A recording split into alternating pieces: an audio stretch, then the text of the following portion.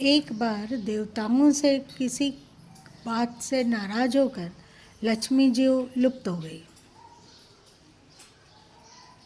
मतलब धरती और स्वर्ग इत्यादि सब कुछ श्रीहीन हो गया।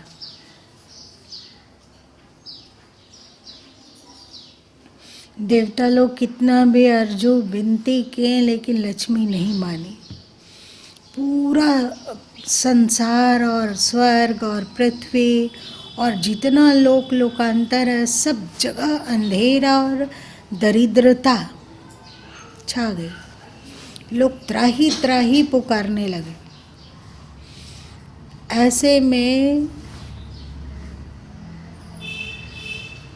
कहा गया कि यदि देवता और असुर दोनों मिलकर समुद्र मंथन करते हैं, ऐसा ही है ना, असुर और देवता, तो इसका मतलब हुआ कि चाहे कोई गुणवान हो चाहे कोई दुर्गुनिया हो, पर आपस में प्रेम और दोस्ती और मैत्री को नहीं छोड़ना चाहिए। जो भी है सब मिलजुल के रहें। जैसे असुर और देवता किसके पुत्र हैं? कश्यप के पिता उन लोग का एक है ना, है ना? कश्यप जी उनके पिता हैं। तो एक ही परिवार के दो बच्चे, एक बड़े विचित्र क्रोधी और निकम्मे लोग हैं और एक बड़े ही दयालु और धर्म मार्ग पर चलने वाले हैं, और एक अधर्मोचित कार्य करता है, मांसाहार, नशा। और अभी असुर लोग जब दोनों मिल के किए समुद्र मंथन, तो धन्वंतरी जी तेरस को बाहर आए। उनके हाथ में कलश था। स्वर्ण कलश हो, कलश ही रखिए। और उसमें वे अमृत को लेकर प्रकट हुए। कलश लेकर समुद्र के नीचे से आए।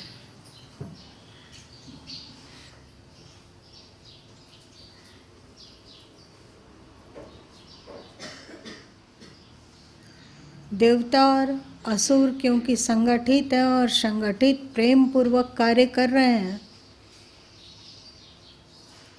तो लक्ष्मी जी भी 2 दिन के बाद उसी समुद्र से बाहर आ गई। इसका मतलब ये नहीं है कि ये लक्ष्मी जी का जन्मदिन है। ठीक है, इस रूप में अभी उनका आविर्भाव हुआ है, पर इसके पहले भी उनका अस्तित्व था। जो नाराजगी के कारण मनुष्यों से नाराज हुए हों चाहे देवताओं से नाराज हुए हों, वे लुप्त हो गए थे। तो दीपावली के दिन लक्ष्मी जी फिर से प्रकट हुए, और धनतेरस के दिन धन्वंतरी जी प्रकट हुए। फिर चंद्रमा प्रकट हुआ तो ऐरावत प्रकट हुआ, महावत प्रकट हुआ ना।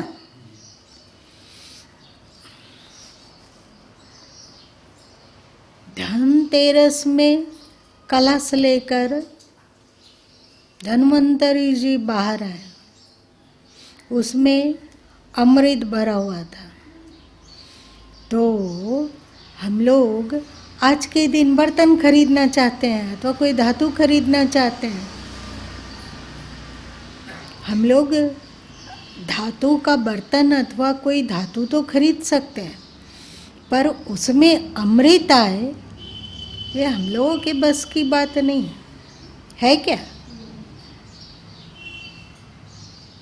वे तो अमृत कलश लेके निकले थे, और आप यदि केवल कलश लेते हो उसमें अमृत ना हो तो फिर उसका कोई औचित्य नहीं है। क्या औचित्य है? नहीं औचित्य है।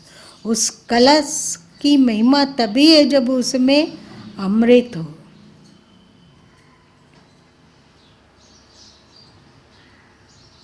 तो अमृत आएगा कहाँ से? अमृत है क्या?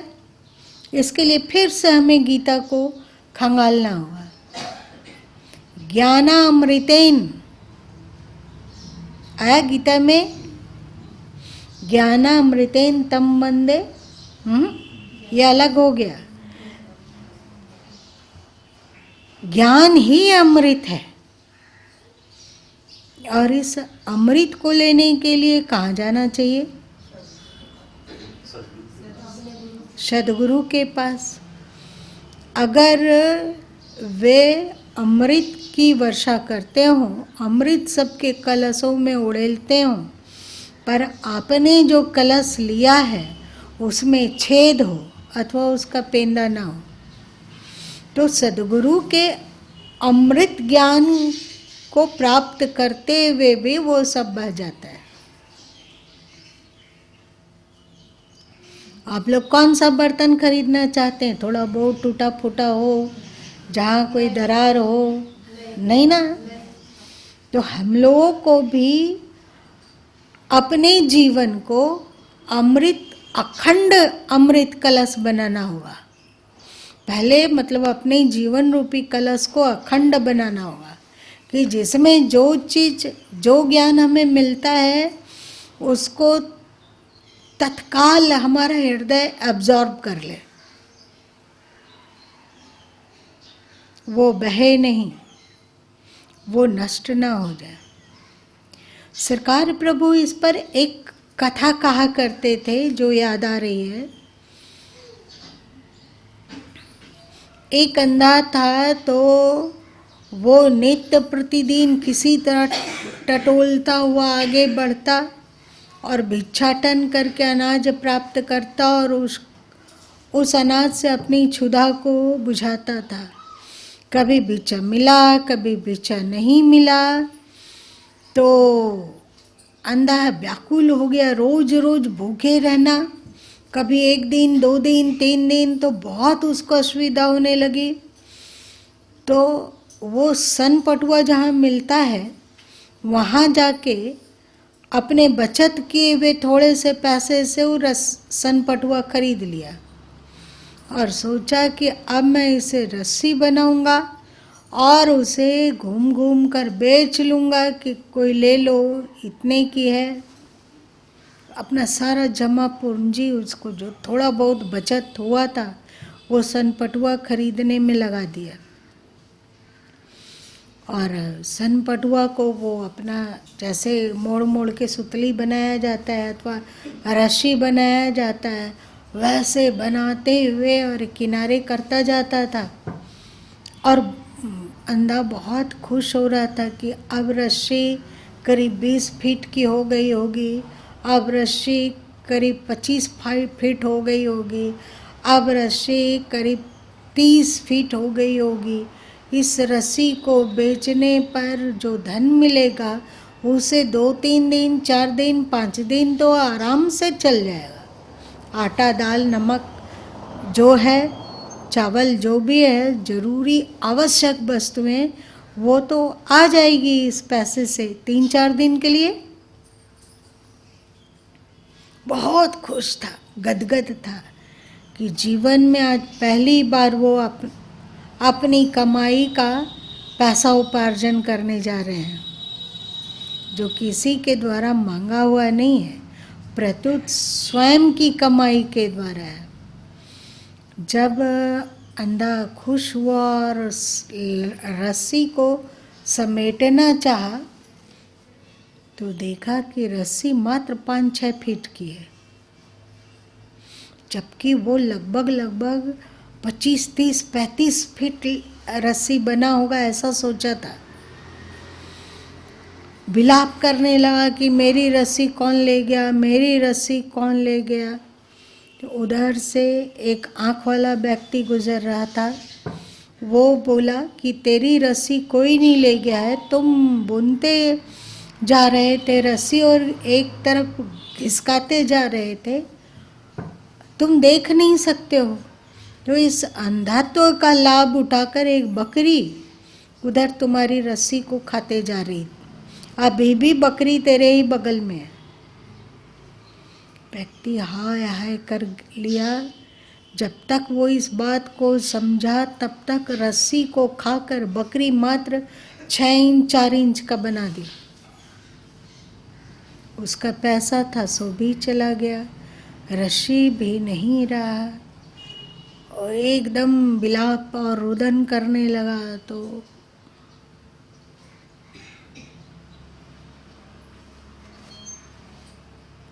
उसी तरह हम लोग को जो ज्ञान का अमृत मिलता है, नित्य प्रतिदिन हम ज्ञान के अमृत को लेते हैं, पर उसका जो तथ्य है, उसका सार संक्षेप पूर्णतः हम लोग नहीं समझते हैं अथवा स्मरण नहीं कर पाते, रख पाते हैं। विस्मृति रूपी बकरियां धीरे धीरे करके वो अमृत रस्सी को खाते जाती है, कुतरते जाती है। ऐसा होता है कि नहीं होता है? होता है ना। आप लोग स्वयं अनुभव कीजिए, जब आप 10 दिन 15 दिन के लिए कोई सत्संग नहीं करते हैं, कोई सदग्रंथों का भी स्वाध्याय नहीं करते हैं, याद रखिएगा सदशास्त्रों के स्वाध्याय से लाभ है, पर उतना नहीं जितना आप किसी आत्मज्ञानी संत से उपदेश सुनकर लाभ उठा सकते हैं, उतना लाभ नहीं होता है। आप लोग अनुभव कीजिए, जब आप लोग स्वाध्याय करते हो, नित्य करते हो, पर आप सत्संग में नहीं आते हो, तो उसका जो मन क्वालिटी है सो, और जो आप नित्य प्रतिदिन सत्संग आते हो उसका जो मन क्वालिटी है वो, उसमें अंतर है या नहीं अंतर है? अंतर है, क्योंकि सदग्रंथ में उनकी वाणी है ये सही है, पर उनका जो ऑरा है, ऑरा किसको कहते हैं? उनका जो तरंग है, उनका जो आभा है, आभा, ठीक, उनका जो आभा है उससे आप लाभ नहीं उठा पा रहे हैं। यदि श्रेष्ठ सदगुरु के सानिध्य में आप बैठते हो तो उनकी आभा को आप घूट घूट करके अपने भीतर उतार सकते हो, लेकिन सदगुरु के आभा रूपी अमृत को अपने में भरने के लिए कुछ विशेषता चाहिए, मतलब कुछ शर्तें हैं कि यदि सदगुरु चुप हों और आप भी उनके सामने चुप बैठे हैं तो उनकी आभा आप में उतर पाए, इसके लिए क्या करना होगा? कोई बताएगा? जी हाँ, इसको भी गुरु माँ एक बार बहुत पहले बोले थे कि संकल्प विकल्प को शून्य करके अपनी समस्त अस्तित्व को गुरोन्मुख करके बैठना होगा। खाली पात्र में ही तो भरता है ना, कोई भी, चाहे जल डालना चाहो, दूध डालना चाहो या कुछ भी डालना चाहो, तो खाली पात्र में ही बहता है, मतलब टिकता है, भरता है। तो यदि हम लोग सदगुरु के सामने जब वे कुछ नहीं बोल रहे हों तब रिक्त मन से बैठे रहें चुपचाप, हमारी वृत्ति हो कि उनके तरफ से जो आभा अथवा तरंग आ रहा है वो क्या है। शून्य मन में, शून्य मन के साथ यदि आप सदगुरु के समक्ष बैठते हैं तो उनके भीतर का जो ज्ञान है वो आप में प्रतिबिंबित होने लगेगी। आप लोग कभी कभी सुनते हो कि गुरु माँ बोलते हैं कि तुम ऐसा तरंग क्यों उठा रहे हो, बोलते हैं, अथवा कि अभी आप लोगों से ये तरंग आ रहा है, वो कभी बोलते हैं तो ये कैसे जाना जाता है? आप लोग सबके सब बैठे हैं और उस समय यदि सद्गुरु अपने मनस को शांत किए हुए हैं, चुप किए हुए हैं, अथवा अध्यात्म में प्रवाहित हो रहा है उनका मनस, ऐसे समय में उस रिक्त मन में आप लोग जो सोचते हैं उसका दस्तक सुनाई पड़ती है, और क्या सोच रहे हैं आप वो पता चल जाता है। अब आपको इसका उलट क्रिया करना। अभी गुरु माँ मतलब कोई संत इतने लोगों का तरंग पकड़ रहे हैं, आपको अन्य लोगों का तरंग नहीं पकड़ना है। प्रत्युत सद्गुरु से जुड़कर सद्गुरु के भीतर कौन सा तरंग उठ रहा है इसको कैच करना है, और इसके लिए आपको चुप मन से बैठना होगा।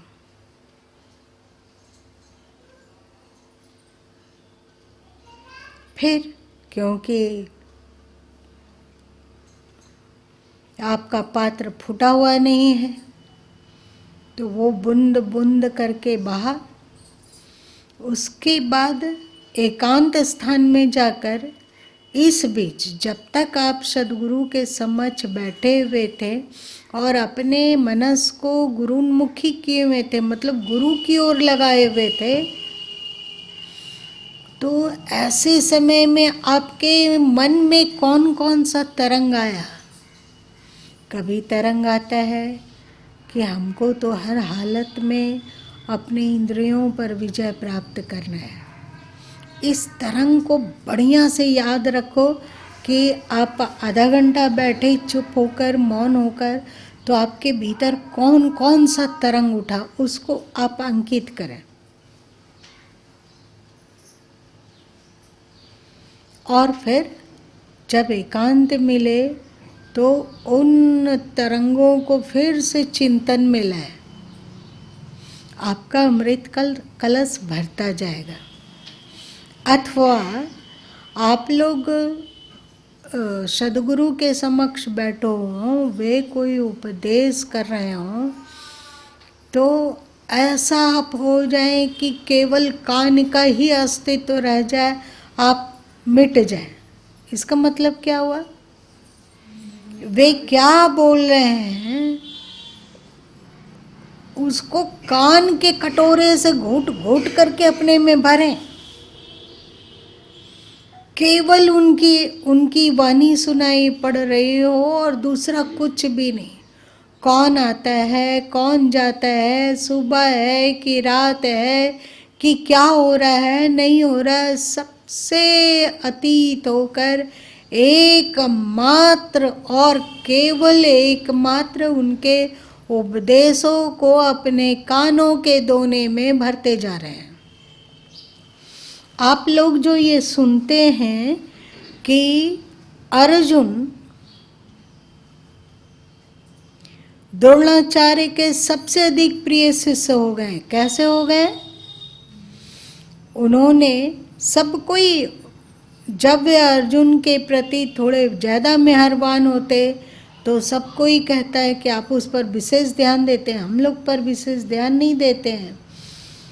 तो इसका कारण बताने के लिए द्रोणाचार्य जी एक पेड़ पर एक मिट्टी के पक्षी को रख दिए और बताएं कि इसके आँख को ही केवल वेदना है।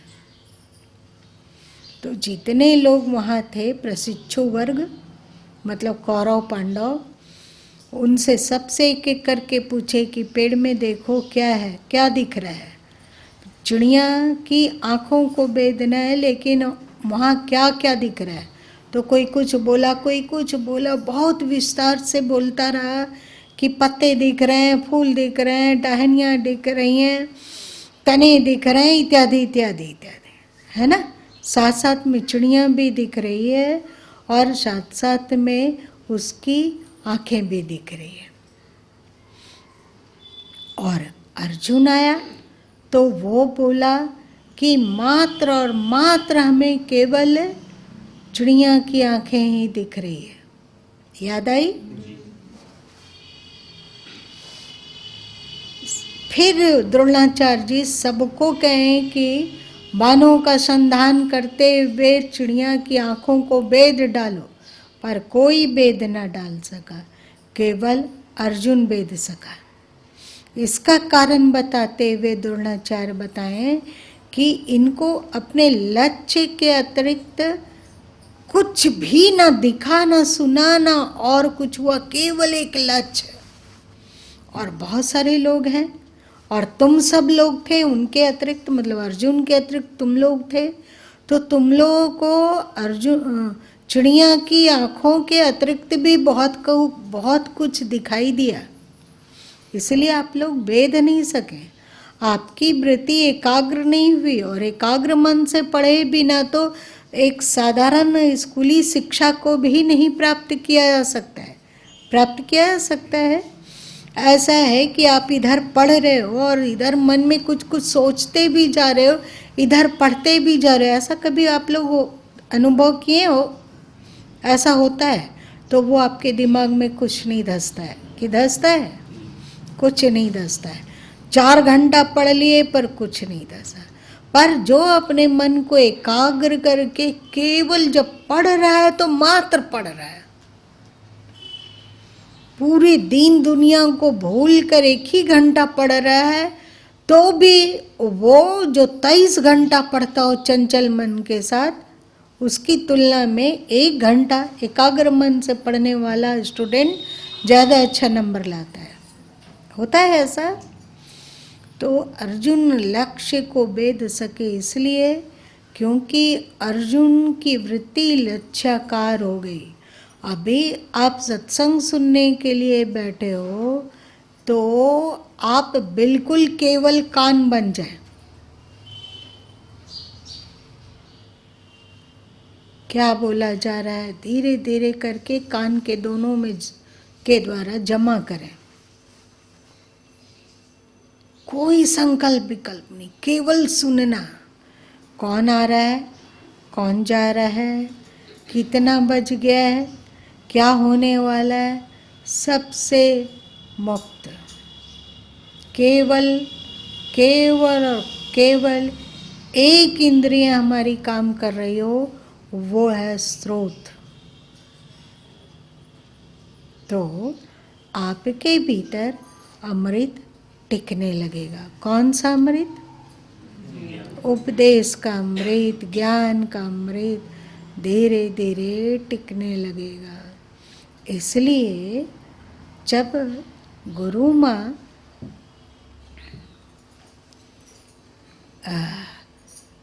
दीपावली का पाठ का निर्धारण कर रहे थे तो उसमें गुरु भी हैं और अध्यात्म भी है और लक्ष्मी भी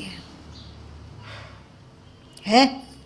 आप लोग बीजक के द्वारा, बीजक क्या है? गुरु का प्रतीक है, उनकी वाणी से हम पाठ कर रहे हैं।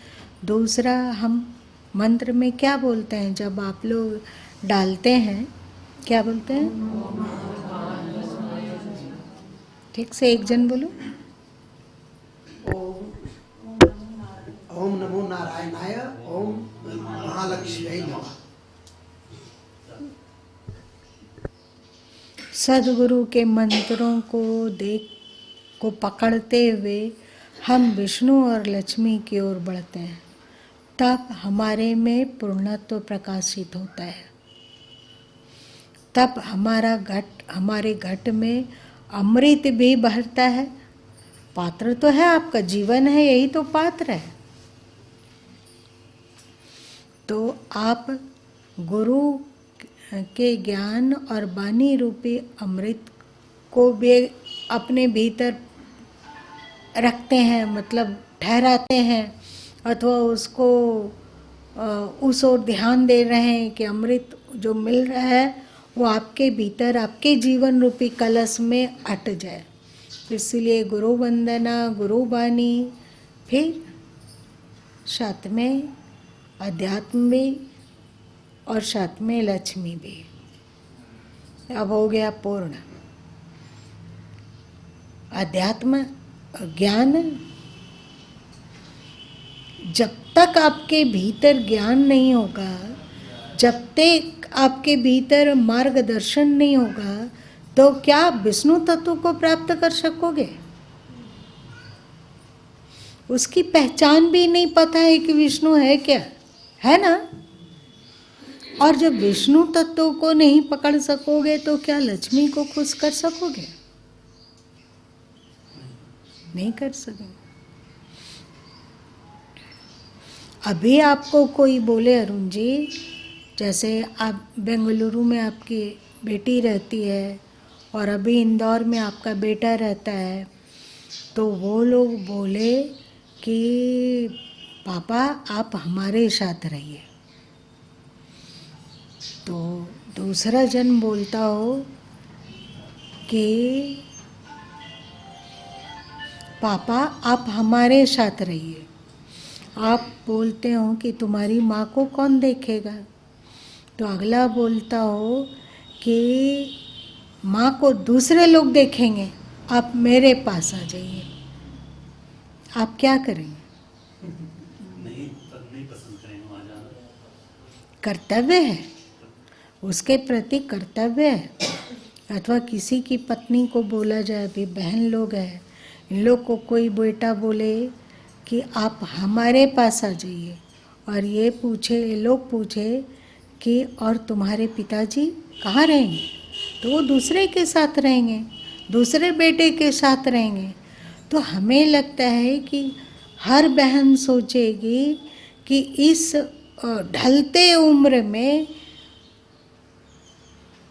एक दूसरे का सहारा, वहाँ बिकार फिकार कुछ नहीं रहता है, पर एक कर्तव्य रहता है। जितना पति अपने पत्नी को देख सकता है अथवा पत्नी अपने पति का देखभाल कर सकती है, सामान्यतः वैसा कोई नहीं कर सकता है। कर सकता है क्या? बेटा बेटी बड़ा हो गया, अपने अपने घर गृहस्थी में तल्लीन हो गया, डूब गया, बच गए बूढ़ा और बूढ़ी, वे दोनों एक दूसरे का सहारा बनते हैं, एक दूसरे का सहयोग करते हैं। एक अगला खाना खाया कि नहीं, अगले को कौन सा कष्ट है, ये सब एक दूसरे के लिए कर देते हैं। होता है ना?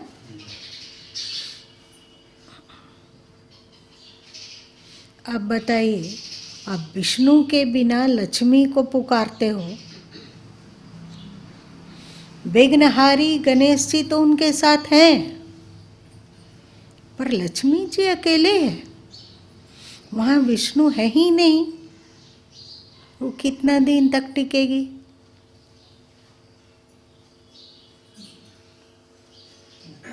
कितना दिन टिकोगे रे?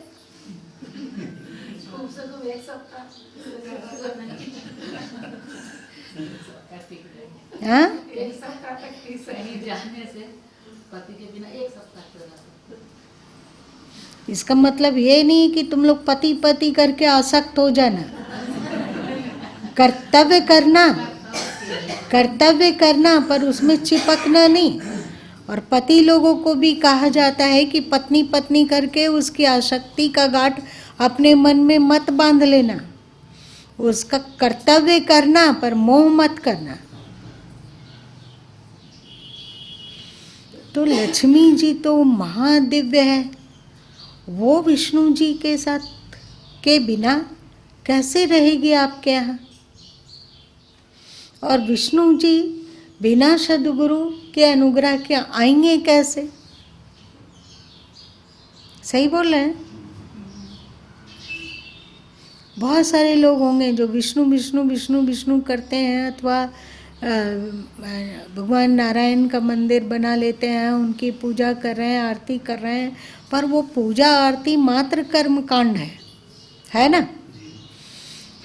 असली विष्णु से परिचय आप सद्गुरु के पास जाकर उनसे ज्ञान अमृत को अपने जीवन के दोने में भर सकोगे, अथवा जीवन रूपी बर्तन में उनका ज्ञान का अमृत भर सकोगे, तो फिर विष्णु तत्व प्रकट होंगे। और उस विष्णु तत्व के साथ हम लक्ष्मी को भी जोड़ दिए।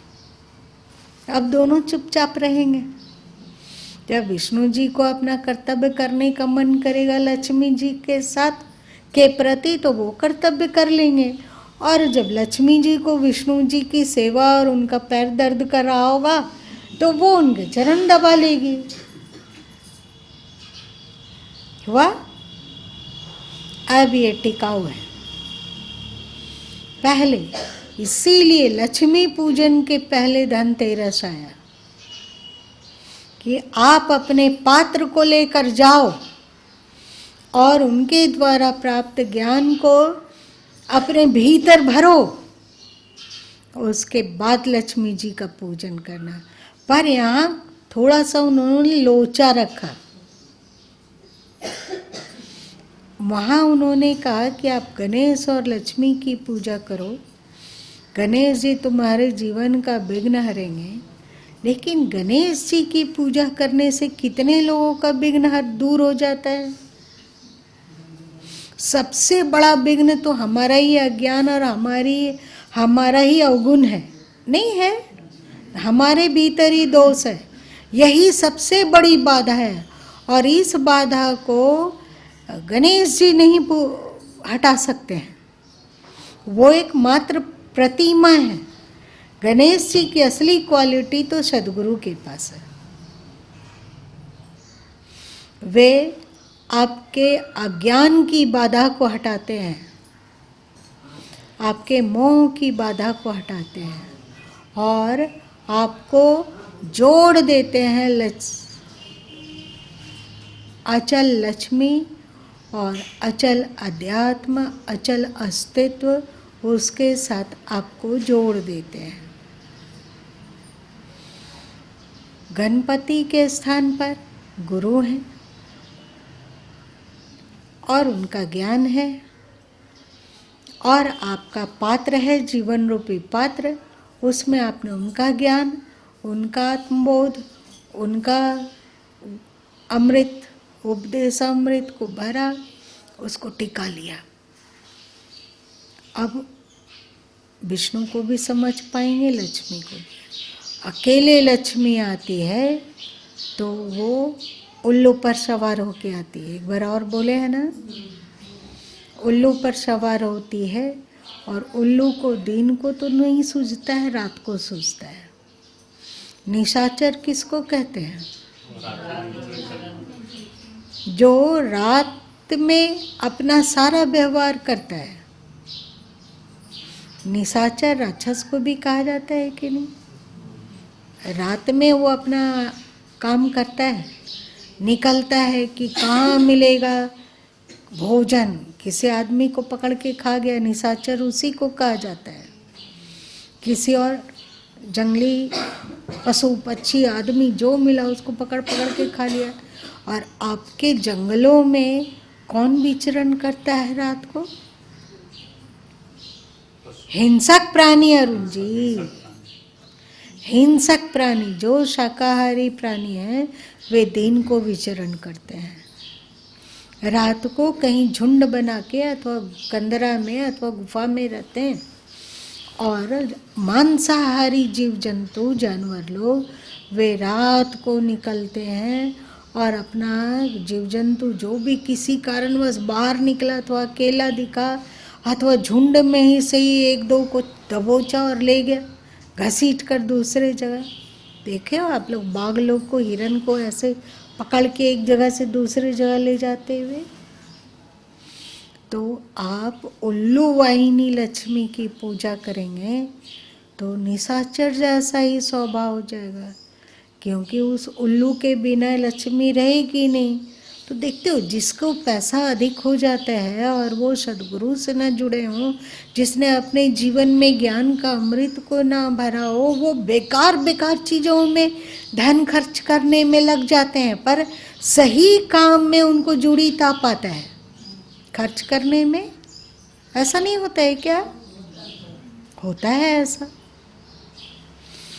हम लोग क्या वाइन पीना अच्छा लगता है, कितना महंगा मिलता है, और तरह तरह का बेअक्ली। और ये लोग जो दीपावली के दिन जुआ खेलते हैं वे उल्लू वाहिनी लक्ष्मी की पूजा कर रहे हैं। उनकी बुद्धि इतनी अपहृत हो गई कि दीपावली के दिन जहाँ की विष्णु को पधरवाना चाहिए वहाँ अपना समय वे जुआ में व्यतीत कर रहे हैं, उल्लू को पसंद कर रहे हैं। हम लोग को बचपन में बताया गया था कि दीपावली के दिन कोई यदि उल्लू का दर्शन कर ले अथवा नीलकंठ का दर्शन कर ले अथवा छिपकली का दर्शन कर ले तो लक्ष्मी टिकाऊ हो जाती है। गुरु माँ जब बच्चे थे तो बहुत दिमाग लड़ाते थे कि छिपकली को देखने से लक्ष्मी जी कैसे खुश हो जाएगी, समझ में नहीं आ रहा था। वो तो अभी का समय जो दीपावली का समय होता है, लाइट बहुत जलता है घर के अंदर, तो उसमें हरे हरे कीड़े मकोड़े बहुत सारे आकर्षित होते हैं। छिपकली वहीं बैठ के ताक लगाती रहती है और एक टप टप टप टप खाते रहती है, तो उसको देखने से लक्ष्मी जी कैसे खुश हो जाएगी। बहुत बहुत परेशानी होती थी। बड़े लोगों से पूछते भी थे कि बताओ तो सही कि छिपकली से को देखने से लक्ष्मी जी का क्या संबंध है। तो वे लोग कहते थे कि बहुत तर्क करती हो। अरे हमारे पूर्वज लोग बोले हैं ना, तो बात मानो कि वो जो कह रहे हैं वो सही है। लेकिन मेरे दिमाग में नहीं धंसता था।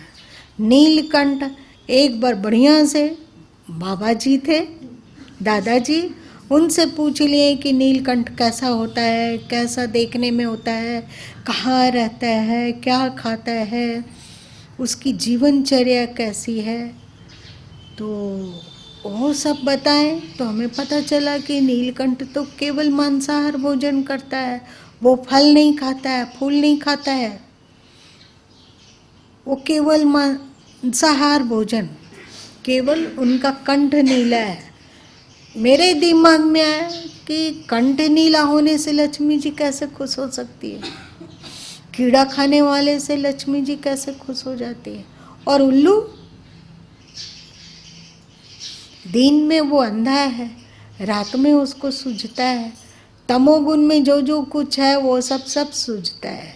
तो उल्लू वाहिनी वाली लक्ष्मी के उपासक को तामसी चीज़ें सूझती है, जिससे उनके जीवन में अंधेरा आ जाए। हमें लगता है ना कि ये तीनों प्राणी मिल के षड्यंत्र किए होंगे कि कुछ ऐसा करो कि आदमी लोग बिल्कुल तमोगुनी रहे और हम लोगों के कैप्चर में रहे, कभी भी विष्णु की ओर बढ़े ही नहीं। इसलिए तीनों का षड्यंत्र रहा होगा, तब जुआ। और बचपन में ये भी सुने थे कि दीपावली के 1 महीना पहले से लेकर 1 महीना बाद तक आराम से जुआ खेला जाता है, इस समय पाप नहीं लगता है। तो गुरु माँ जब बहुत छोटे थे उस समय बहुत दिन तक जुआ खेले हैं, क्योंकि पूरे बच्चे, पूरे घर के लोग सब हैं, वे लोग ज़्यादा बड़ा बड़ा खेलते थे। हम लोग 3 पैसा, 2 पैसा, 1 पैसा, उस समय 1 पैसा चलता था, 2 पैसा चलता था, 3 पैसा चलता था। थोड़े बड़े होने पर समझ में नहीं आने लगा कि लक्ष्मी जी जुआ से कैसे खुश हो जाएगी। दिमाग में लगा कि ये तो एकदम गलत बात है, ये तो जुआ पाप है। जो हार जाता है उसका मन कैसा छोटा हो जाता है, जो जीत जाता है वो कितना कड़ता है, और लालच के कारण और खेलता है, और जो हाथ में पैसा रहा वो भी चला गया, जो जीता वो भी चला गया।